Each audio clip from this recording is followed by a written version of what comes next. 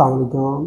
Doctor साहब, मुझे sugar है और मुझे ये बताया गया है कि मुझे दिल का मसला होने के चांसेस ज़्यादा हैं आम लोगों की निस्बत या उतना ही है।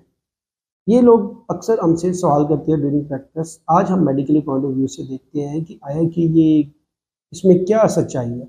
मैं हूँ डॉक्टर सुहेल, आपकी सेहत का दोस्त, और आप देख रहे हैं मेरा वीडियो चैनल।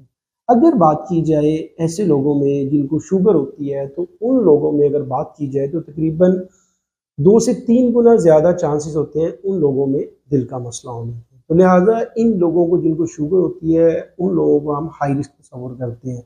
और दूसरी बात ये होती है कि अक्सर लोग आके हमें कंप्लेन कर रहे होते हैं, डॉक्टर साहब वो जो मैं गया हूँ डॉक्टर साहब को दिखाया है शुगर के लिए, तो उन्होंने हमें कोलेस्ट्रॉल की दवाई तो वैसे लिख दी है, हालाँकि मुझे दिल का मसला नहीं है।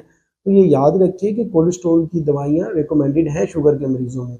वजह ये होती है कि बहुत ज़्यादा मरीज़ों में शुगर जिनको होती है, उनको दिल का मसला होने के चांसेस होते हैं। लिहाज़ा अपने दिल का ख़्याल रखिए, और उसका बेहतरीन तरीका ये है कि अपनी शुगर कंट्रोल करें, क्योंकि अगर आपकी शुगर कंट्रोल रहेगी तो आपको दिल का मसला होने के चांसेस आम लोगों की निस्बत तकरीबन बराबर रहेंगे। लेकिन अगर उसकी निस्बत देखा जाए, अगर आपकी शुगर इंतहाई अनकंट्रोल है या बहुत बुरी तरह कंट्रोल में है और बहुत ज़्यादा है, तो वो फिर ज़्यादा अल्टीमेटली आपके दिल को ज़रूर अफेक्ट करेगी। आज की वीडियो के लिए इतना ही, मिलते हैं नेक्स्ट वीडियो में। शुक्रिया, अस्सलाम वालेकुम।